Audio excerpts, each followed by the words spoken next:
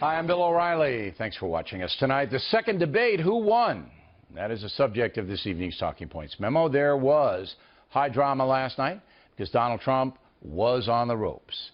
The vulgar tape and the wall-to-wall reporting of it had the Republican candidate in a very bad place. But Trump somehow, against all odds, won the debate. He won because Secretary Clinton could not knock him out. And after the first 30 minutes, Trump went on offense, regaining at least some momentum. Here's how it went down.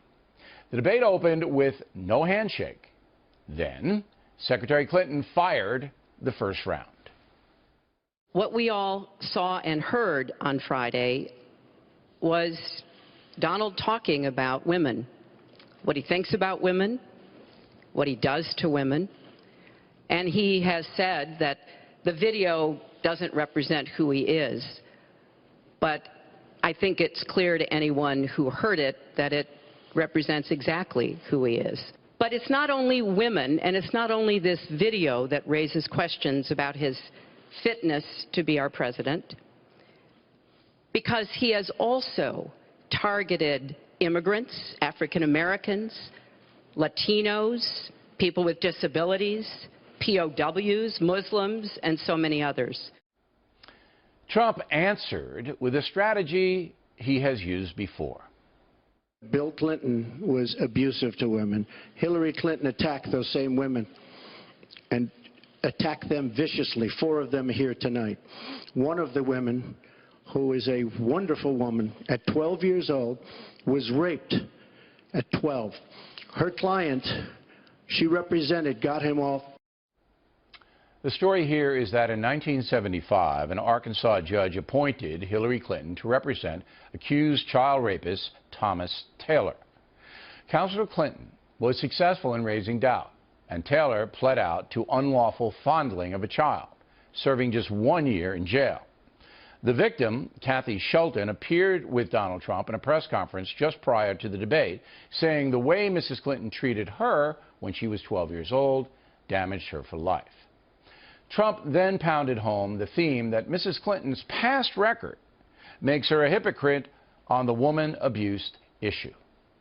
When Hillary brings up a point like that, and she talks about words that I said 11 years ago, I think it's disgraceful, and I think she should be ashamed of herself, if you want to know the truth.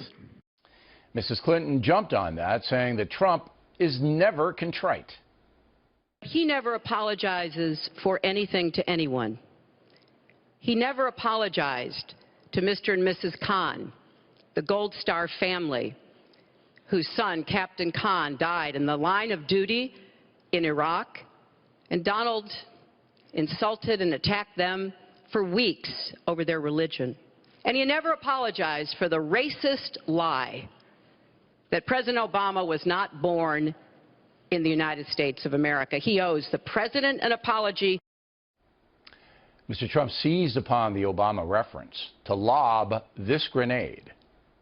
Michelle Obama, I've gotten to see the commercials that they did on you, and I've gotten to see some of the most vicious commercials I've ever seen of Michelle Obama talking about you, Hillary. And that reference is to the Clinton-Obama primary race of 2008, when Mrs. Obama said this. One of the things, the important aspects of this race is role modeling what good families should look like. And my view is that if you can't run your own house, you certainly can't run the White House. Can't do it. So after about 30 minutes of personal attacks, Trump was still standing, a win for him. Then came more personal attacks. If I win, I am going to instruct my Attorney General to get a special prosecutor to look into your situation, because there has never been so many lies, so much deception.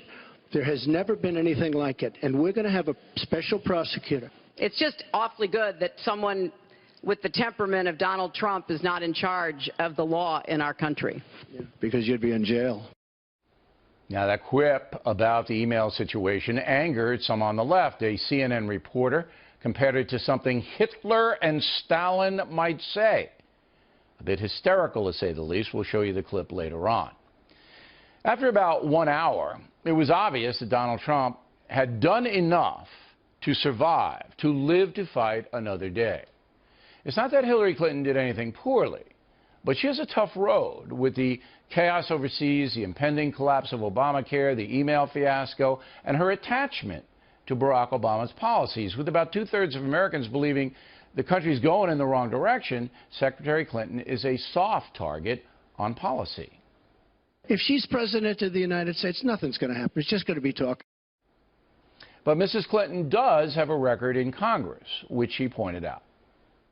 400 pieces of legislation have my name on it as a sponsor or co-sponsor when I was a senator for 8 years. I worked very hard and was very proud to be reelected in New York by an even bigger margin than I had been elected the first time. Now, as the debate drew to a close, there were two things apparent to fair-minded people. Hillary Clinton did not hurt herself and will remain the front runner. But Donald Trump, in a very difficult spot, was able to stand his ground, defend himself, and make some policy points that resonated. He's still in it. And that in itself, after all that happened over the weekend, is a major victory for him. And that's a memo.